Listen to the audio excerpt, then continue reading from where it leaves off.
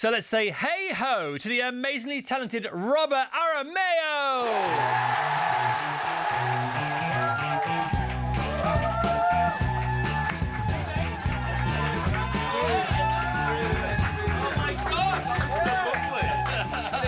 To start clapping. We have a like superstar that. in the house, everyone.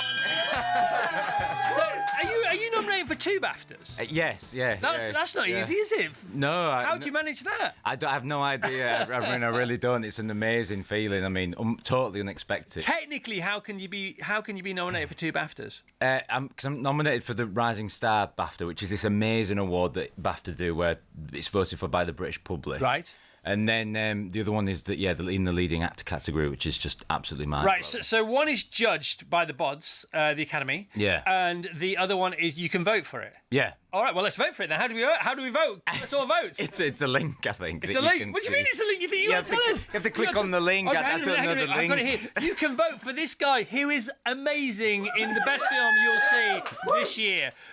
You can vote for Robert via the BAFTA Rising Star Award. Now it's eebafta-risingstarvote.co.uk. Doesn't really trip off the tongue, I've got to be honest. eebafta-risingstarvote.co.uk. I mean, you're up against some other great actors. Amazing actors, yeah. You know, check them all out and vote for your favourite. And there you go. And the film itself is up for 6 all in all, 6 BAFTAs. Yeah. Which is amazing. We watched it on Friday. The team have been banging on at me to watch it for weeks, and because I'm stupid, right? I didn't watch it, and then we did watch it on Friday, and we were blown away by it. Oh. It was unbelievable, my friend. Thank you. Everybody's great in it, because for a film to be great, everybody's got to be great. The script's got to be great. You know, the subject matter's got to be great. Tell us about, if you don't mind, Jon Davidson. Yeah, I mean, he's a young man. Well, his story starts as a young man in Galashiels, and he's diagnosed with Tourette's syndrome when he was a teenager, and then it's sort of like, I mean, there was a lot of BBC documentaries about John, sort of chronicling his upbringing and his relationship to Tourette's, really, and how he then uses that to educate people and stuff. So, like, the story has been told through documentaries, but never sort of in this style. And so then Kirk Jones get hold of the story and sort of made a film out of it. And so in many, actors are called upon in many different ways, but you can't really have a more sort of responsible or sense of responsibility or duty of responsibility than in a film like this, can you? Yeah. So tell us about what you had to do, how you did it, and what your worries were, and what your joy has been. Yeah, I mean, obviously, when you meet John, yeah, because he's such an incredible Which guy. we will in a bit, because he's going to come on the show. Is he really? Yeah, today. Today? Yes. I'm so excited. We got 3 for the price of 1. Wow. We got the actor who plays young John. Yeah. Scott, who's outside. Yeah. Whose mum was listening to the show yesterday and said, "Can my son come on?" Because he's in town for an audition. Amazing. So he's on, and we got 3 Jon Davidsons for the price of 1. Wow. But we started with you. Oh, well, I'm very grateful. although John, he's an incredible guy. And when I first met him, I was in his kitchen, and within about 10 minutes we were laughing and joking, and he was telling me all about Tourette's and the misconceptions around it and stuff. And so when you meet him, because he's so knowledgeable, like you just get so I was so excited to tell his story, because he's there's still a lot more that we need to learn about Tourette's and stuff like that. So I think that was the main pressure, is just trying to everyone who was there was just trying to get it right for John. So how did you get it right?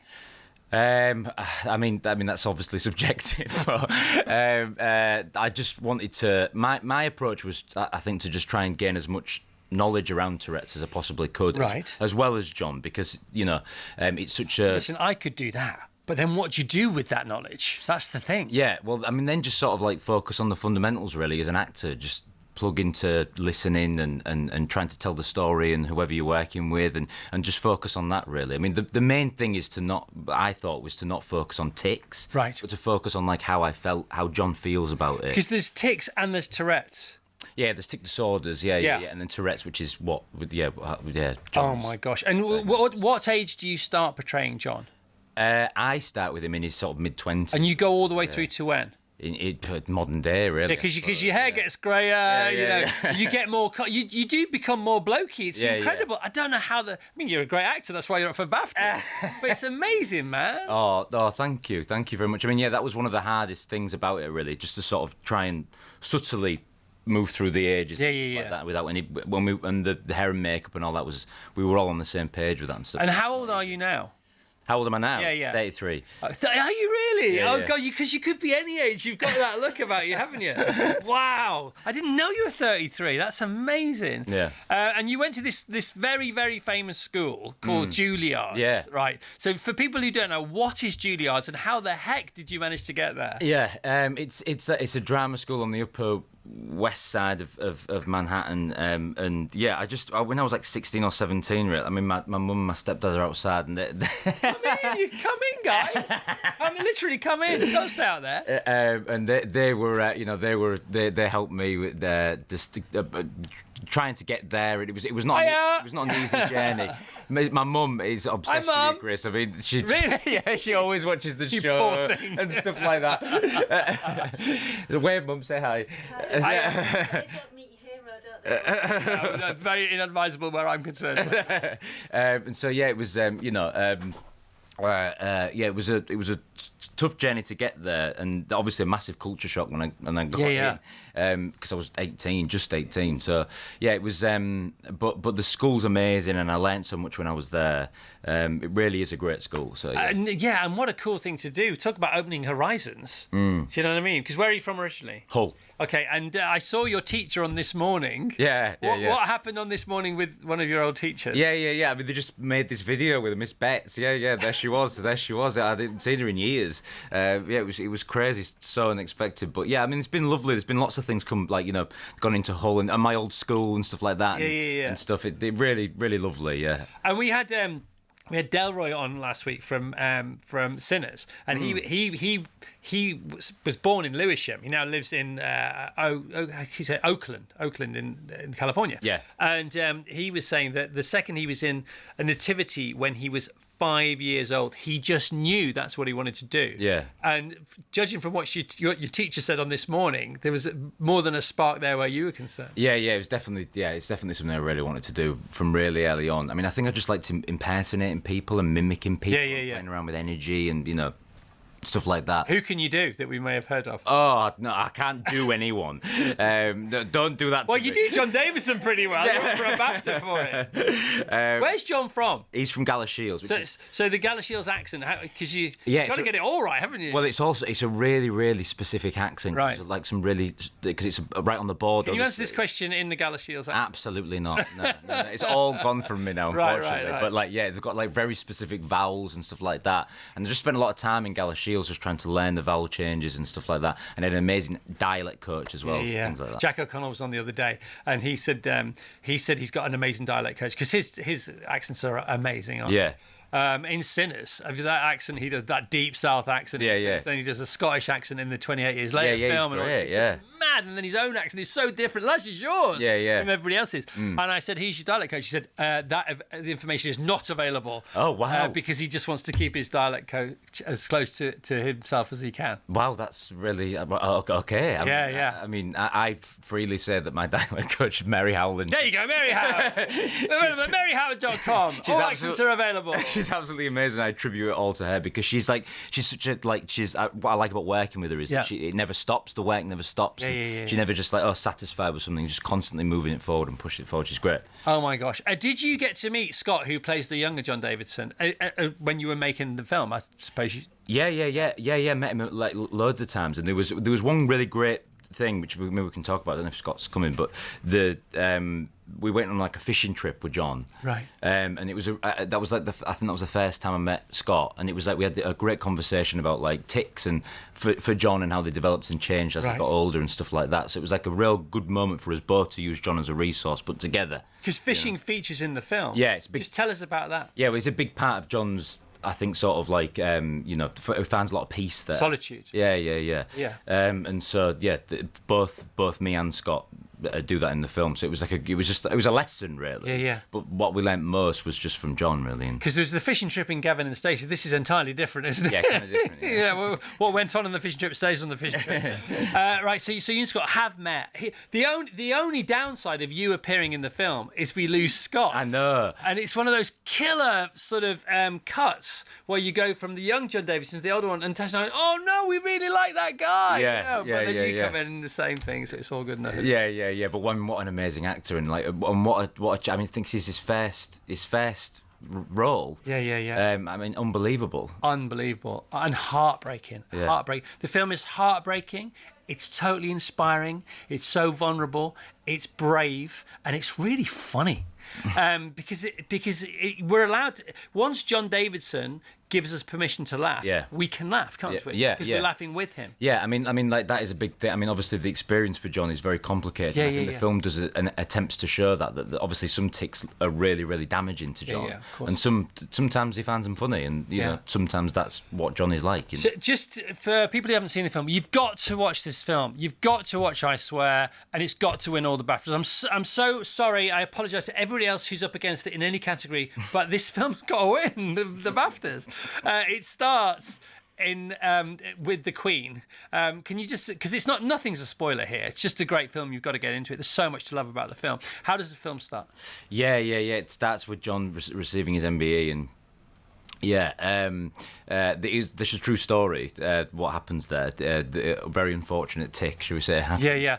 And the Queen, being the Queen, the stoic human and superhuman being that she was, doesn't bat an eyelid. Yeah, apparently she was quite gracious about it. Yeah, of course she was. I mean, was she made aware? Was she forewarned of what might happen? I don't know actually. I don't know. John never. I never asked. Should we ask John that later? Yes, ask him it. Yeah. All right. Have you and young Scott ever compared notes to how you prepare for the role? No, because I think. Well, let's do that next. Just tell us about young Jon Davidson. He was a really charismatic young boy. I mean, you can see in the film he asks a girl out on the first day of school, which I mean, I don't think any of us were brave enough to do that. But yeah, and he's got paper rounds. He's got money. Paper round. He's got money. He's close with his siblings. He's just an all-round. He's got a kind heart. Yeah. And he's an upbeat guy, isn't he? Yeah, really upbeat. And his glass is more than half full. Yeah. Whenever you're around him, you're just always, happier than you would be. Yeah. So the first tipping point in the movie is when a scout comes to see him. Did that really happen? Can you just talk about that? And did that really happen? Yeah. Just talk about that bit if you don't mind. The entire film, it was as close to real life as it could be, because Jon Davidson, he was on the production team. So that part in the film, it was a scout for Berwick Rangers. Friend of his dad's? It was a friend of the coach. Right. And the coach had said, I've got this young goalkeeper and he's phenomenal. Like, can you come down and see, like, if you want to get him on the team? So he came down, just like in the film. He was at the side of the pitch, literally the game before John saved, or not the game before, but a few games before, he saved a phenomenal goal. And the one game that the scout shows up to is when the ticks start to appear, when the Tourette's kind of comes in. It's not full blown yet. He's just kind of, his face starts stretching. He's getting twitches in his neck. But the coach then he says, "Is he disabled? Is there something wrong with this guy?" And not the coach, the scout says that, and the coach he goes, "No, just please, you need to wait. You need to see what you can do. Trust me." And then John absolutely he fumbles the ball. And he's scared, and then he gets scared, and then he gets nervous, and his hand already hurts, so he's trying to avoid. Yeah, because his teacher gave him the strap. Yeah, and then he goes home, and nobody believes him, and he thinks it's an attention-seeking thing. It's so heartbreaking. What did you think of the first third of the film that you're not in? Oh yeah, it's gorgeous. Yeah, beautiful. I mean, Scott's work is amazing. But the whole sort of like, I think it's also like Kate crafted the film so well. The sort of, emotional, a journey of that, and How do they do it? tying all the elements together. How do you all do? How do you make movies, guys? How do you make movies this good? I'm sure you should be so proud if that's even a phrase. I'm so pleased for you, and I'm so pleased for us that we've got a movie like this to watch. Lots of people haven't seen this film. It's so good, this film. It reminds me of adolescence. It's got the same kind of sort of sense to it. Do you know what I mean? It's sensitive. It's beautiful. It's a beautiful film, and it's funny, and it's vulnerable, and it's brave, and it's got a great soundtrack. Yeah. You order straight away. It's yes, come on, I'm in. It's got the parties. There's the house parties going on. It's got the baddies, isn't it? It's got the goodies. Yeah. It's got the people who are misunderstood and the people who are misunderstanding the misunderstood. It's so good. We need a third John, don't we? Third John. Yeah. All right, we're going to talk to the Jon Davidson. As if two actors playing our next guest wasn't enough, we thought we'd finish with the real deal. He's an activist. He's a campaigner whose story is so incredible it's been made into this amazing film, I swear, currently nominated for 6 BAFTAs. Please welcome, with glee, it's Jon Davidson, MBE. Hey! And there he is, waheying down the line. So he's Hey, good morning, everyone. Morning, John. Here's the other two Johns. Say good morning. Morning, John. Hi, John. Hi, Rob. Hi, Scott. Are you all right, guys? Yeah, good. Yeah, phenomenal. Good. John, how has this movie thing been for you? Mental. Absolute mental. Honestly, there's no other word for it. It's been fantastic. Very humbling. And, it's been an amazing experience from start to finish. Wow. Right from when Kirk got in touch to the film coming to its conclusion and it being released out to the world to see. It's so good, my friend. Just give us the headlines of the experience of you getting involved in the movie. The first time you heard there might be a movie. There's been loads of documentaries. First one back in 1989. Lots of us remember it. Just give us the headlines of the movie journey. The movie journey really came from Kirk initially contacted me on Messenger on Facebook, and he got in touch and said that he'd followed my story, for years and years, and he was intrigued and he would, love to, talk more about it. And then he let slip that he was a movie director and that he would love to be able to put together some kind of, film and do a film about Tourette's and my life. So that's kind of where it started from. But previous to that, all the documentaries have come from just word of mouth kind of thing. A lot of the producers from the different documentaries just got in touch looking for candidates to do these documentaries to raise awareness about Tourette's and put it into the public eye that this condition exists. Well, So John, it's so good, and everybody in it is so good. That's from my point of view, my wife's point of view, and the team's point of view. Tell us about your point of view. Can you say that again? I don't quite understand the question. We've seen it. We all love the film, right? You've been involved in the making of the film. You've now seen the film. What is your response to the film? To what you've helped achieve? What the actors, what everybody involved has achieved? Just give us a few moments on that, if you don't mind. Initially, I feel very proud that we've put this film together. Very humbled that amazing actors like Scott and Rob and Maxine and Peter and some of the other guys were willing to be involved in it, and it just blows me away the amount of attention that the film has created. I was very anxious, obviously, and up until I seen the very first cut. And unfortunately, the day that I was at the local cinema in Galashiels, where Kirk had arranged to come up and to show us for the first cut of the film, I ended up, I was pretty ill and ended up being admitted to hospital. So I didn't really have a huge amount of memory about the film. But I knew from then, from what I did see, that this is going to go absolute nuts. I know people are going to like this. Wow. And it starts with that scene where you're about to receive your MBE and you're not sure you should go there, and that all really happened. What was it like, for you in real life when you were preparing to go and see the Queen? It was very, very nerve-wracking. I knew that having Tourette's, there's a potential for me to shout something. And, the last thing I ever wanted to shout I blurted out at the top of my voice, and I was actually taken aback by the amount of understanding right from that point that people obviously had about Tourette's. They were aware of it. And an older chap who was one of the Queen's Guards, the Royal Archers, put his hand on my shoulder and said, "Don't worry, John, calm down. The Queen understands."